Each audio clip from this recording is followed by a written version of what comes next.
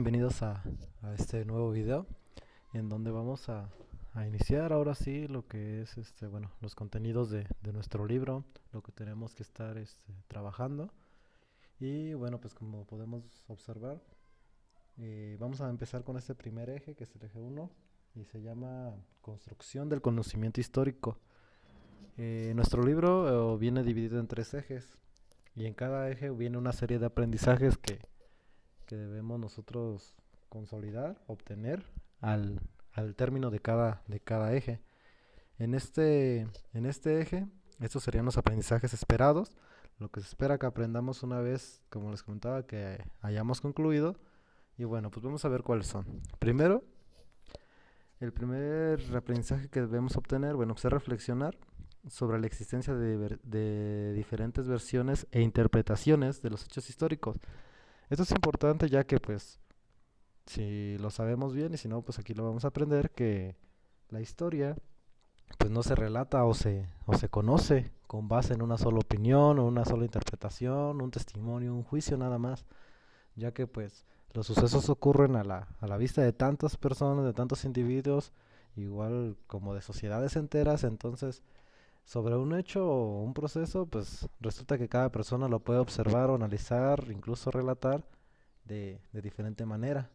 Por eso entonces los historiadores, que son los encargados o que normalmente se encargan de, de recolectar las evidencias para armar como un rompecabezas, pues son los que se meten en todos estos problemas de estar viendo qué evidencias son ciertas, qué evidencias pues no tienen mucho parecido con la realidad. Entonces esa es una forma de cómo se va obteniendo la historia, así como un pequeño rompecabezas de testimonios, de piezas, de vestigios que se pueden encontrar. Y entonces de esta manera pues vamos construyendo lo, lo que sabemos de la historia. Entonces, pues con estos aprendizajes,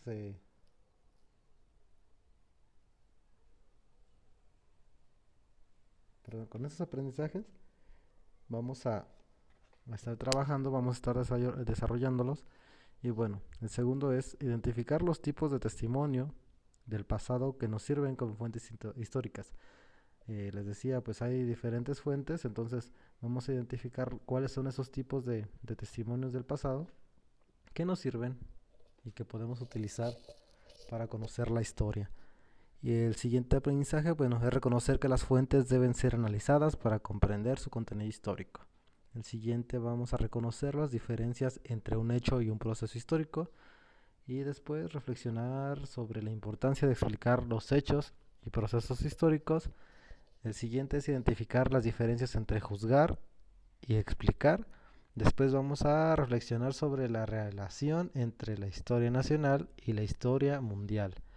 Y por último, de este primer eje, vamos a aprender, bueno, vamos a analizar las razones por las que la historia de Occidente es también parte de nuestra historia. ¿Sí? Bueno, esos son los aprendizajes que a lo largo de este eje vamos a ir obteniendo. Y bueno, pues vamos a ver ahora sí. Aquí está más detallado lo que vamos a aprender. ¿Qué vas a aprender? Dice, durante el estudio de este eje, conocerás la importancia de la ciencia histórica, es decir, de la disciplina que estudia los sucesos del pasado a través de sus diferentes fuentes, vestigios y metodologías, con el fin de que comprendas el acontecer humano a través del tiempo, las transformaciones de la sociedad y los cambios en el mundo bajo la acción del ser humano. Ese va a ser el tema 1.1, que es con el que pues prácticamente iniciamos. Y después dice, la comprensión del pasado parte de que entiendas que la historia no se construye con hechos aislados, sino que es la suma de ellos en un contexto, lo que te permite interpretar y explicar más que juzgar ese ayer. Esta comprensión contribuye a generar explicaciones acerca de nuestro presente, que es el tema 1.3. Asimismo, conocerá las diferentes fuentes históricas a través de las cuales el ser humano ha preservado hechos y procesos locales, nacionales y mundiales que han marcado su historia. Junto con ello, estimarás la manera de, estimarás la manera de valorar estas fuentes, que sería el tema 1.2. Y por último, reflexionarás acerca de la influencia de las culturas extranjeras en nuestra herencia histórica. El tema 1.4. Aquí nos dice tiempo y espacio. Dice aproximadamente en el año 3100 antes de nuestra era, en Mesopotamia los sumerios crearon el primer sistema de escritura de tipo pictográfica, ¿sí? Entonces, aquí nos muestra en esta pequeña imagen el ejemplo, o más bien esta pequeña, pues sí, es una roca donde los sumerios en Mesopotamia, bueno, pues grabaron pues algún acontecimiento, algo importante que quisieron preservar. Y bueno, dice, número 1, observa detenidamente la imagen y contesta. ¿Cuál de los elementos incluidos en este tipo de escritura conoces? Creo que es algo complicado porque pues, la mayoría no hemos visto o podríamos dar alguna interpretación, pero es algo complicado, ¿sí? Porque no comprendemos aún bien, pero bueno, vamos a tratar de en el transcurso de las siguientes sesiones pues estar aprendiendo un poco más sobre esto y podemos regresar a ver si podemos darle una interpretación a esta imagen. Dice número 2, escribe un breve relato de lo que consideres que se representó y compártelo con tus compañeros. ¿Sí? Número 3, en plenaria reflexionen acerca de la importante labor que realizan los arqueólogos e historiadores para que podamos comprender e interpretar los vestigios de otras culturas y conocerlas a fondo. Hay que aclarar que pues como son culturas que desaparecieron ya hace muchos años, pues es muy difícil interpretar lo que nos han querido decir o lo que han dejado plasmados por ejemplo, en estas rocas que hemos encontrado, en las figuras rupestres que podemos encontrar en algunas cuevas, en escritos que pues, nos dejaron en papiros o que sobrevivieron más que nada, porque pues cada civilización desarrolló una forma de expresarse, un tipo de lenguaje, entonces es complicado estar interpretando todas estas formas de idiomas, estas palabras que nos quieren bueno, más bien que nos dejaron. Y bueno, dice la descripción de la tableta, dice tableta de escritura sumeria del año 3300 antes de nuestra era. En ella se representan las porciones de alimentos. Vean, aquí ya nos dice qué es, bueno, las porciones de alimentos, y la fuente es Museo de Louvre de Lens en Francia. Pues bueno, ya nos dijeron qué era, pero pues honestamente desde mi punto de vista lo veo muy complicado. Yo no hubiese descubierto que es que aquí representa una porción del alimento. Es algo muy muy complejo que pues, tal vez en ese entonces era algo muy muy básico que todos entendían, pero pues a estas alturas pues no podemos entenderlo. Dice, nos da la definición de lo que es pictográfico. Dice, el lenguaje pictográfico ha sido utilizado por el ser humano desde la edad de piedra y a lo largo de la historia por diferentes civilizaciones para comunicarse y transmitir conocimientos a través de dibujos que representan objetos. Este tipo de lenguaje se considera una de las primeras manifestaciones de la expresión gráfica.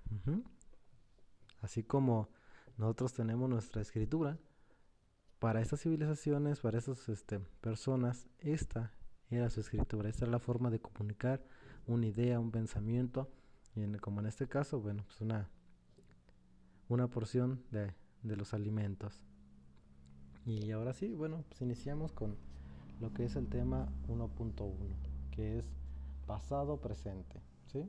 Y dice, lo que sabes.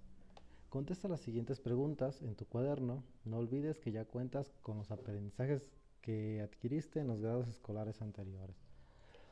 Bueno, vamos a iniciar aquí con estas pequeñas preguntas. Va a ser al inicio la actividad que vamos a realizar, ¿de acuerdo? Entonces estas preguntas las vamos a ir anotando en nuestra libreta. Dice, pregunta número 1, ¿cómo se construye la historia? Ahorita no la respondan todavía, solo pues son las que van a anotar en su libreta. Y están en la página número 18 de su libro por si quieren transcribirlas una vez que se finalice el video, ya para que no tengan que regresar.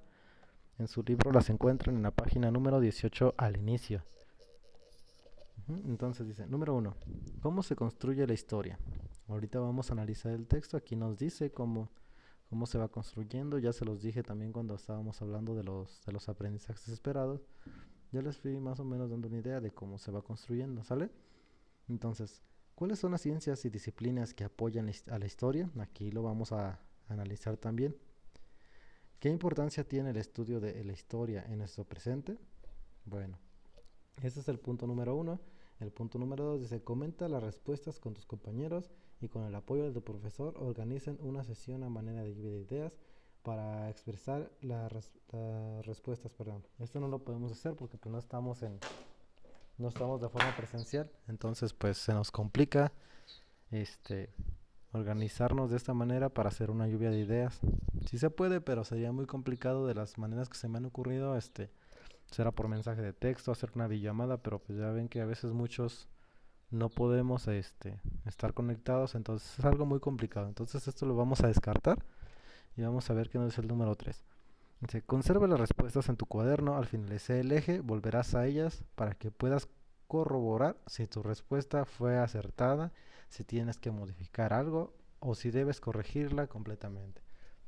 Esto sí lo podemos hacer y pues obviamente lo vamos a hacer, pero como nos dice aquí este tercer punto, pues es una vez que finalicemos el eje número uno. ¿Sale? Apenas lo vamos iniciando, entonces esto ya va a ser tiempo después. Y ahora sí, para que podamos responder estas preguntas, vamos a tener que analizar esta lectura. Como les comentaba en el video pasado, pues yo voy a tratar de estarles haciendo este tipo de videos para pues tratar de explicarle la lectura, porque pues ya vimos que el solo pedirles que ustedes lean, hay muchas cosas que se les complican o que no entienden o ustedes así leyendo solitos. Entonces, si de esta manera pues les parece mejor, pues adelante, hay que ver el video y también si ustedes mejor prefieren hacer la lectura, pues también lo pueden hacer, ¿sale? Pero pues yo preferiría que lo vieran para que cualquier duda igual aquí se los puede solucionar. Bueno, vamos a ver. Entonces iniciamos con lo que es nuestra lectura. Dice, como sabes, la historia es el estudio del pasado de la humanidad. A ese mismo pasado también lo llamamos comúnmente historia.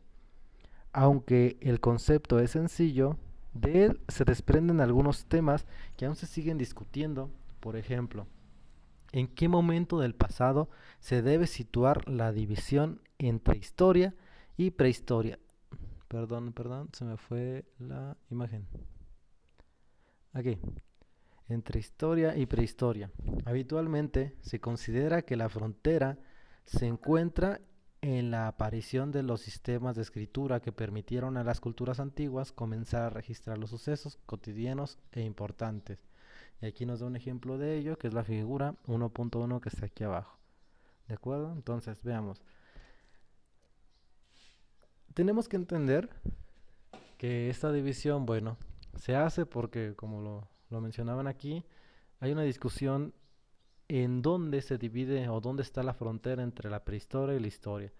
Hay algunos que lo consideran, como lo menciona aquí en su libro, bueno, que con la aparición de las primeras escrituras, y hay otros quienes lo consideran como desde que tenemos nosotros indicios de que apareció el ser humano como tal.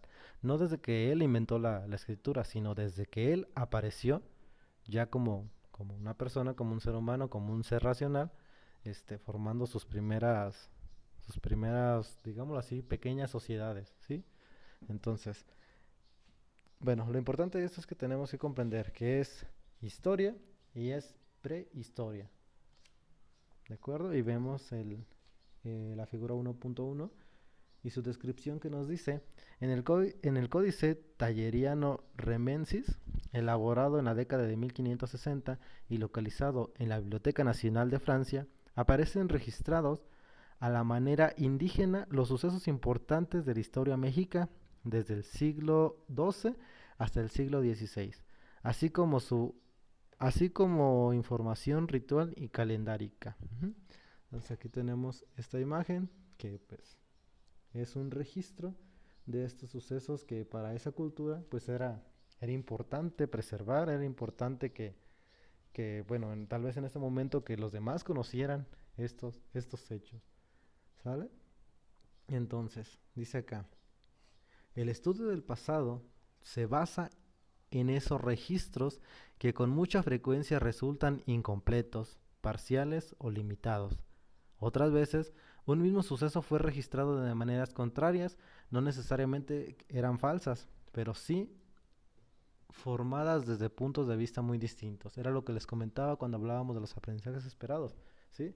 La historia se forma, bueno, con pues, prácticamente es como un rompecabezas. Se tienen que juntar piezas para armar una historia, ¿sí? Para armar un hecho, porque pues, como les comentaba, hay sucesos que muchas personas lo ven y lo cuentan desde su punto de vista, desde cómo ellos lo vivieron o lo que ellos percibieron, y muchas veces ya ni siquiera lo relatan cuando estamos hablando de un relato, ya no lo relatan como es, ya ellos meten una interpretación propia y esa interpretación puede cambiar el hecho como tal, o puede cambiar algún fragmento, aunque sea pequeño, pero ya está siendo modificado este, el, el acontecimiento.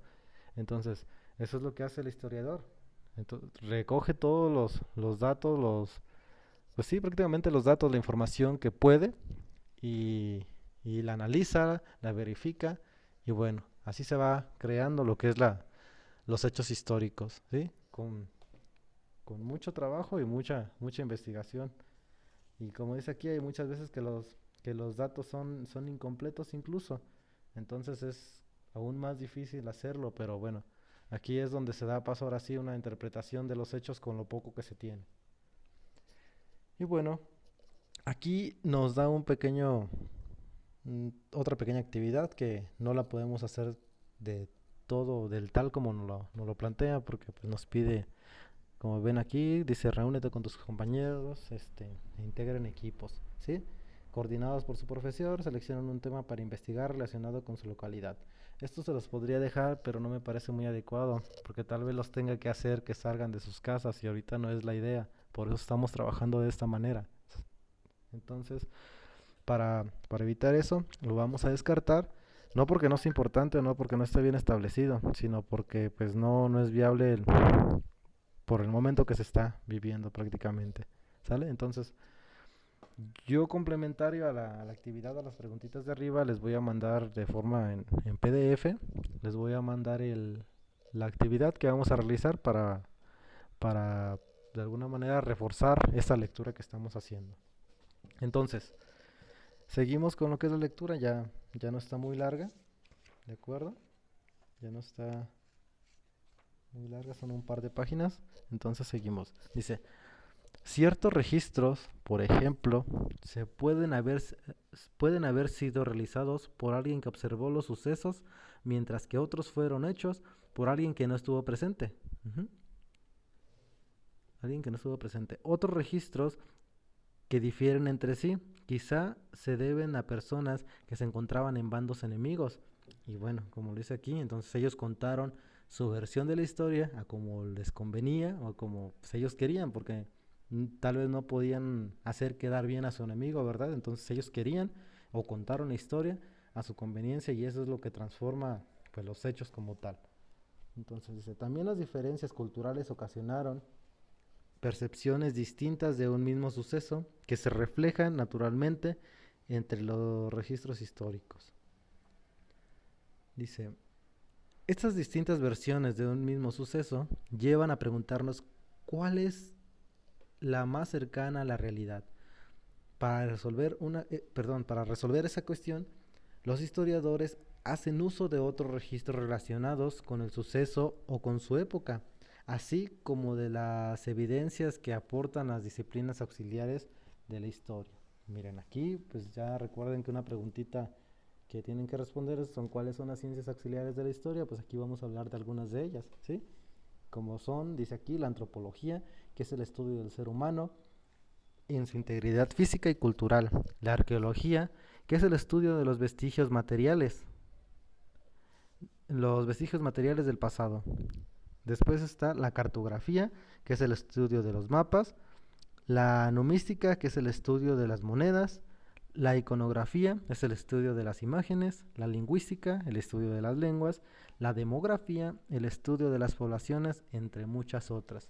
Como podemos observar, bueno, estas son las principales, pero la historia en sí se puede apoyar en muchas ciencias, dependiendo el hecho que quiera estudiar, que quiera analizar, que quiera comprobar. ¿Sale? Pero esas normalmente son las más comunes. Y dice, nos da una definición de qué es una disciplina. Dice, se refiere a una rama artística o científica, un campo profesional o de estudio, cultivado con método. ¿De acuerdo? Entonces, vamos a continuar en la parte de arriba. Dice, pero incluso una vez establecida con cierta precisión la realidad de los sucesos, su interpretación puede ser notablemente distinta, según la perspectiva del historiador que los ordena, sistematiza e incorpora a una narración. El pasado se cuenta de distintas maneras dependiendo, además de esa interpretación, de la extensión de un texto, de la profundidad que se le quiere dar y de la intención de la narración. Dice, por ejemplo, en el siglo XIX se elaboraron muchas historias nacionales escritas desde el punto de vista de la conformación de los estados nacionales y con la intención de crear o fortalecer el el sentimiento patrio. ¿Sí? Entonces, cuando se está construyendo la historia, también a esa historia se le puede dar como el sentido para, para reforzar, digamos, algo. Por eso, en el caso que nos acaba de mencionar la lectura, pues tal vez para reforzar o fortalecer lo que es el sentimiento patrio, ¿sí? Entonces, muchas veces nos encontramos tal vez con hechos históricos, por ejemplo, aquí en la historia de México, que hay hechos que no se explican muy claramente. Digamos un ejemplo, y no me voy a meter tanto en esos temas, nada más lo voy a dar como ejemplo, digámoslo así, el hecho, el por qué este, el cura Miguel Hidalgo, que fue uno de los grandes partícipes en la independencia de México, ¿cuál fue su motivación para participar y para literalmente generar una guerra en contra de los españoles para independizarse de ellos? ¿Sí? Nosotros conocemos lo que se le llama pues una verdad o una historia, ¿cómo se los puedo comentar? Una historia oficial, ¿de acuerdo? Una historia oficial, una historia que está, digámoslo así, aprobada para ser contada. Pero también hay una historia no oficial, la verdadera historia, lo que en realidad pasó, que pues muchas veces no podemos o no la vamos a conocer porque pues está normalmente en otro tipo de libros que muchas veces no consideramos necesarios de analizar, ¿sí?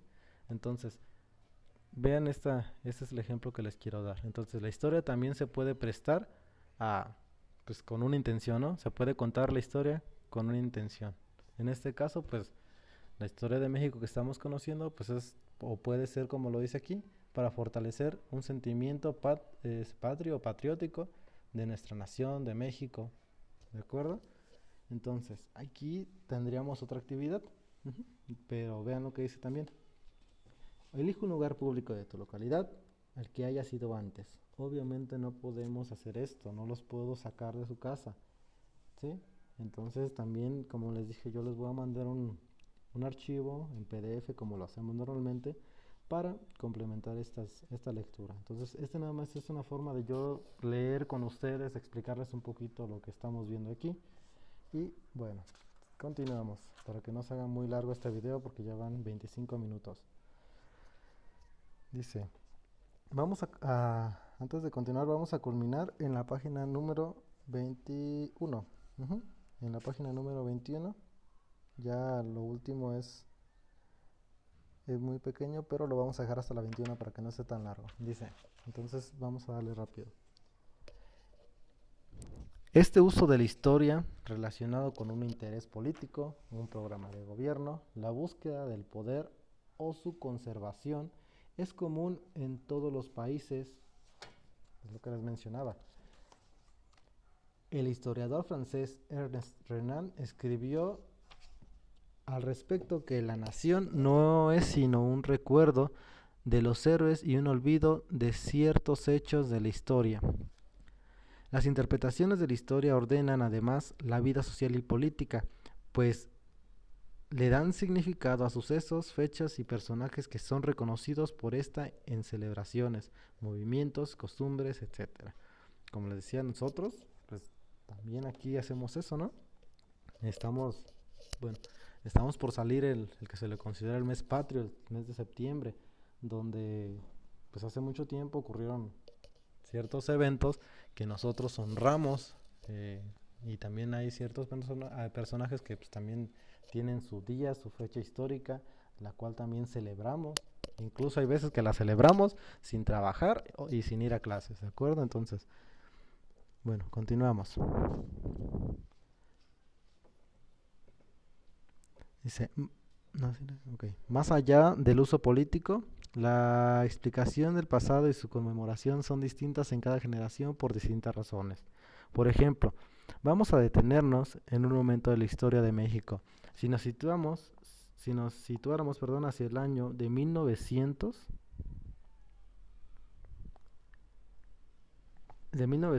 encontraríamos que la mayoría de los historiadores, intelectuales y habitantes en general de nuestro país mostraban una aceptación favorable del régimen de Porfirio Díaz, a pesar de que llevaba más de 2 décadas en el poder.